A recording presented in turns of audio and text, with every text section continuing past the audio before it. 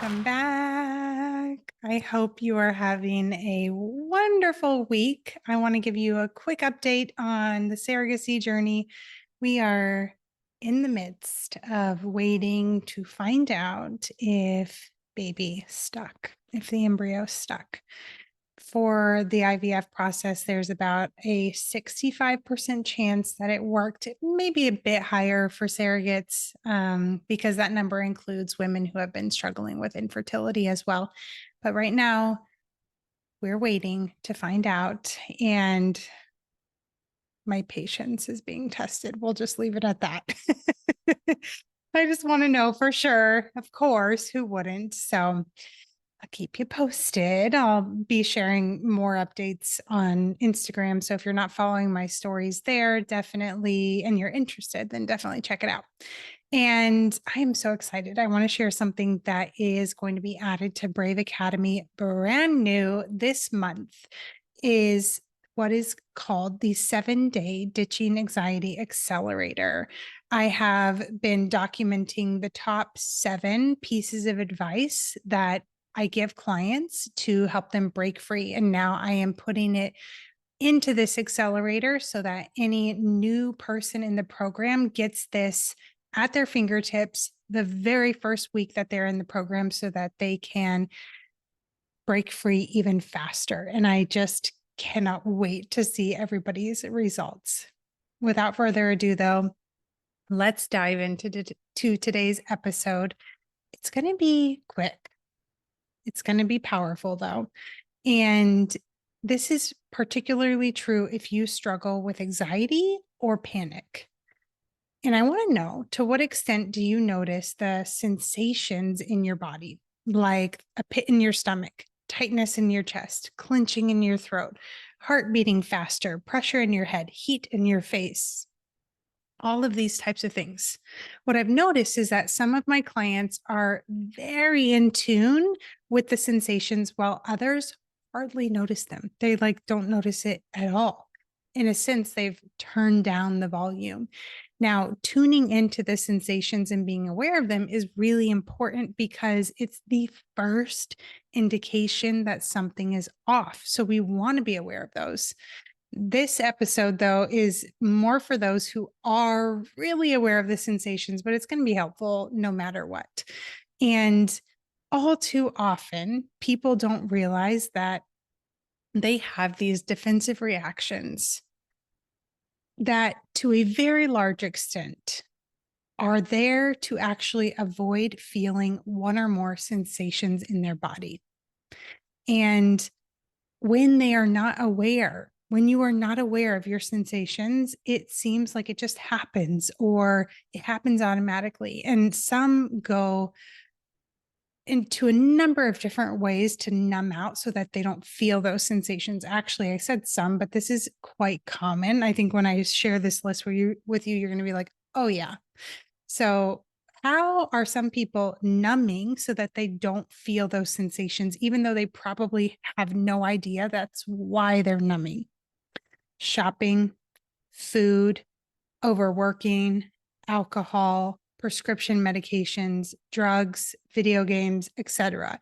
Now, of course, I said some things like food where I think you know what I mean, but just in case, just to be super obvious, I'm not talking about just eating, but I'm talking about using each of these in order to numb, in order to not feel, in order to avoid. So where in your life are you numbing? And what might happen for you if you chose not to numb and to allow yourself to feel? When you feel these sensations, how do you interpret them? Do you interpret them as weakness? Do you interpret them as, oh my gosh, I'm really scared, I'm afraid, I'm terrified? What if it's not weakness? And what if it's nothing to be scared of? I want to give you a totally new way to think about this. Imagine for a moment that a lion is chasing an antelope. We could blame the external and we could say, well, the lion scared the antelope.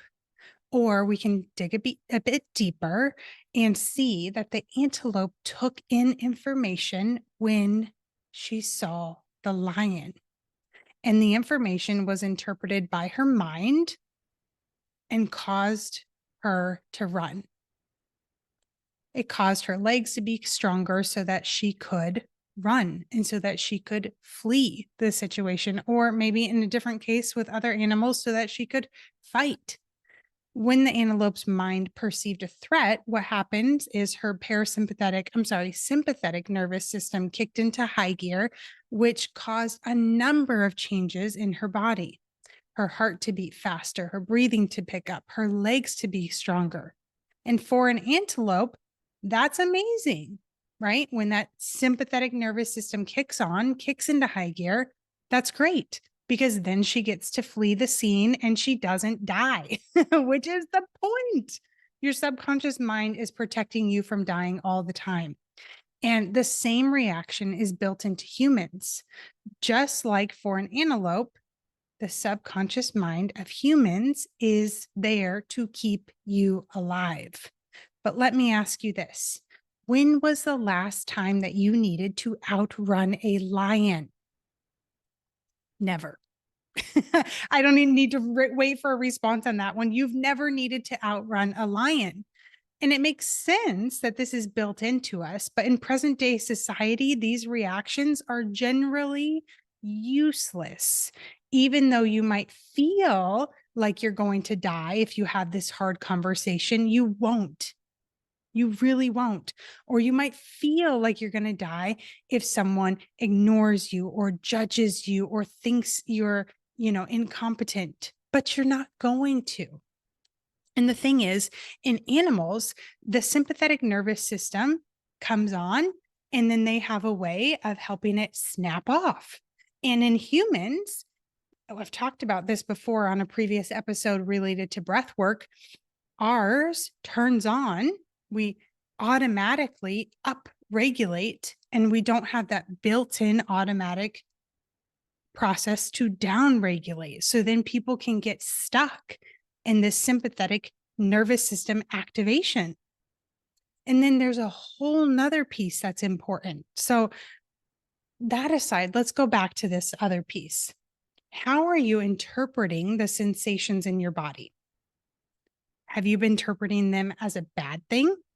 Have you been interpreting them as weakness? Because here's the wild thing. What happens when your mind perceives a threat? So, antelope perceives a threat of a lion. It increases what? Body strength. And those physical sensations are the byproduct of that. The stronger legs, the heart beating faster, the change in breath is the byproduct of strength in the body. However, if you perceive the sensations as a further threat, which is common, that exacerbates the issue. So what happens for many people is they feel the sensation in their body, they interpret it as weakness, they interpret it as a threat, like, oh my God, something's wrong. And then their mind is like, oh no, there's a threat. So it gets stronger and the sensations get stronger. And you can see how this would escalate very quickly. If you perceive the sensations as a threat, that exacerbates the issue. Mind will try to increase strength more, and then the physical sensations will increase in the body. So the question is, how do you shift your automatic response to these sensations and to triggers and to perceived threats in the environment, things that you are perceiving as stressful, as anxiety reducing? How do you shift that automatic response? Well, that is exactly where the 3 pillars of the BRAVE method and subconscious reprogramming using RRT come in. And that's how you break free. So for more information on that, send me a DM with the word reset, and I will send you all the details. I hope you have a beautiful week, and I will talk to you soon.